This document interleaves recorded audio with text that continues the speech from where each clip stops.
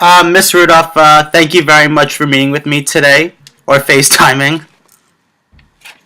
And so you say you've worked with like college kids in the past, right? Yes. Okay. What problems do you encounter with college students? Like, what are some of the common problems that college students face? Well, the two most presenting symptoms are depression and anxiety. And, in much of my work with students, I think that it's such a major life cycle transition, uh, going from high school into college, that there's a lot of anticipation of what it will be like. And then very often when kids get to college, an awareness of their increasing autonomy and responsibility and social adjustment. And so the combination of both leaving home and facing, soon to be adulthood, can very, very frustrating and taxing. So, that transitional period is very, very difficult very often. Right. Is there like a time frame for this transitional period, or can even like upperclassmen like sophomores still be in that adjusting stage? I think there is not really a predictable period, and yes, upperclassmen can also be in that stage because each year of college offers new challenges and a lot of changes. What does happen very often is you'll see more of an acute response very often in the freshman year when kids are adjusting to both dorm life and Greek life and the academic responsibilities. So you might see more acute phase in the early transition, but you can see these presenting symptoms happen throughout the college experience. Mm-hmm. And then, of course, again, upon graduation is another major leap into kind of the working world. So these major transitions, Alex, oftentimes cause major stress. Yes, I understand that.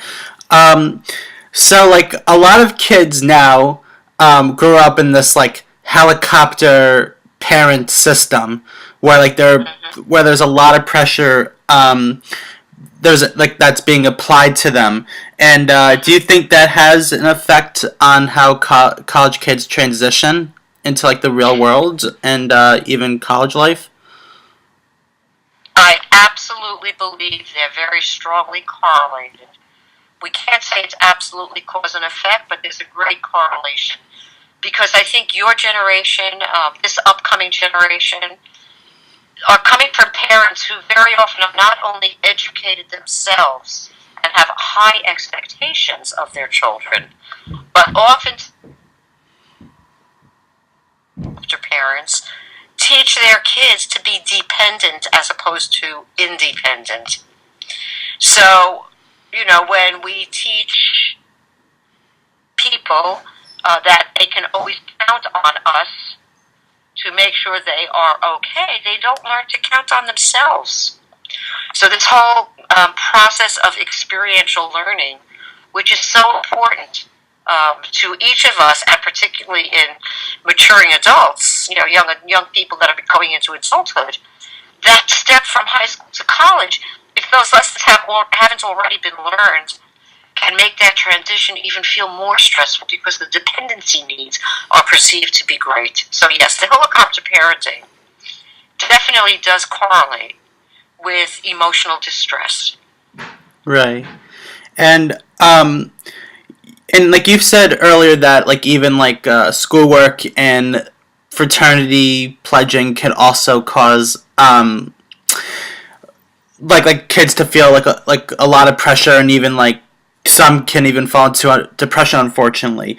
Do you think that Mhm. many of these problems are maybe caused by peer pressure? Yes, well, it's multifaceted because now you look at this in the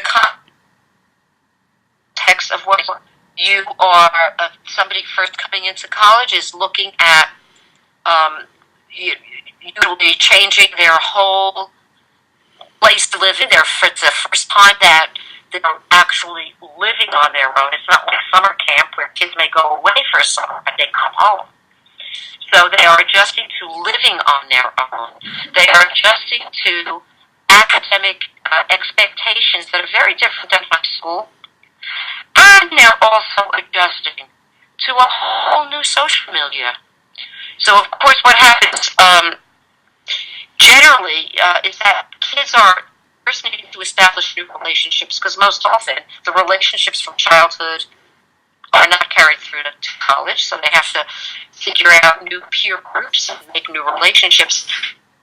And then on top of it, Greek life, with this whole concept of being accepted, the bids that are offered, the pledging, and whether or not you're actually going to get in, can be very, very hard because of the social components of rejection and fear of rejection and not fitting in. So I absolutely think that the social pressures play a major part in, the overall sense of well-being or not well-being that a person has entering that whole new world. Right. And do you think like a specific gender is affected by this? Like how like women could be affected by this more than males, or could it be equal? I think it's different, equal. So let me see if I can explain this. We each of us have temperamental susceptibilities, if you will, and we each of us have different experiences growing up. All of these are contributing factors to how well we adjust to any new situation. So, in the sense of it being different for both genders, I think that where it parts company over the gender lines is that what is expected of boys socially, young men, and what is expected of girls or young women socially, they're very, very different. And so, boys are expected to be, powerful, athletic, whatever the gender expectations are, and girls are expected to be, beautiful and have great abilities and whatever it might be. So the pressures might be different, but I don't think that they are different in terms of the strength of them. I think both genders have the potential of experience equal stressors given the expectations. And then again, you add this piece of temperament and experiential learning, and what somebody is actually coming in that milieu with, that's also going to determine how well they adjust. Right. So I think the pressures are equal but different. Okay. Does that answer your question? Yes, ma'am. It absolutely does. Okay. Okay. So let's quickly talk about weight gain, like the freshman 15, like the infamous freshman 15. Do you think that's like a normal pattern of adjustment on college campuses, or is that like a sign of trouble, basically, or could it lead to like mental illness? You think? Okay. Well, I wouldn't call it abnormal. I would call it very common. And I think that the reasons that tends to happen, again, they're multivariate. But, where do kids hang out? They hang out in the student lounge. Where do they sit and schmooze? They sit and schmooze in the cafeteria. And because they can eat whatever they want and as much as they want, it's very easy to kind of make this part of the habit of socializing. So it ends up going hands in hand with socializing. Mm-hmm. Now, on the other hand, so again, I think it's very common, but I don't think it's necessarily abnormal. What also happens is, and again, this is going to depend on the person, but if somebody does come in and feel anxious and insecure and is responding to those emotional states, sometimes food can be used to regulate mood. Then it's a problem. So I don't think we can draw I don't think we can paint this with a broad stroke. It's very individual. But again, it is common because I think kids hang out and eat as part of their social life at school. Am I right? Yes, you're absolutely on the ball. Okay. So it's easy to gain weight. Yes, absolutely. And like some of the university psychology centers aren't always that effective because like they're always like there's like some concern that kids will be judged if like they run into somebody, or like they may feel like weak going to talk to somebody like you, for instance. No offense. Is there one way to treat college students, or are there like multiple ways? There are multiple ways, but given what you are asking, I think what needs to be addressed first, no matter what the treatment modality might be, is to help kids feel safe and comfortable seeking help. And I think that has to be considered as part of, it would be beneficial for it to be considered as part of a general conversation with the whole student body. Mm-hmm.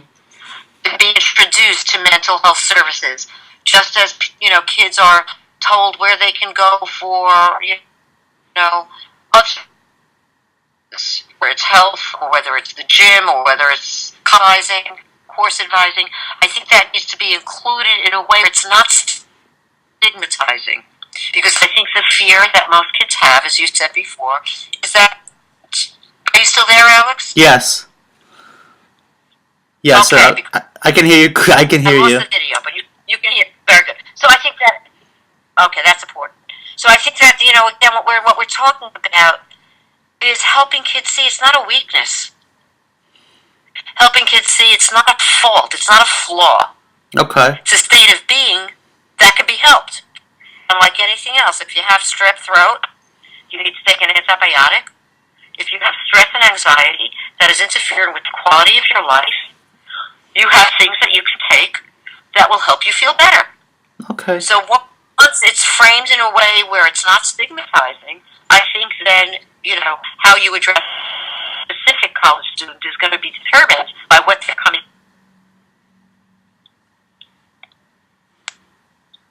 Okay. Were you able to? Did you hear that? Okay. Yeah. Yeah, I was able to hear that. Okay. So, one last question. Do you have like any advice that you'd like to give to those viewers watching that are unfortunately suffering from mental illness? Yes.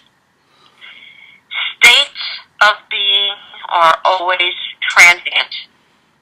If you are depressed and you get help, you need to know that there is an end in sight. That a mood state is a state of being that will change when you get the right help, when you learn how to deal with situations more appropriately, when you feel a sense of empowerment. So the thing that's most important for all kids, young people to remember is that there is hope, there is something you can do about it, and you don't give into impulsive responses out of desperation. Mm-hmm. You go for the help you need, and you will feel better. It's always going to pass. Okay. Thanks. So, that's the advice.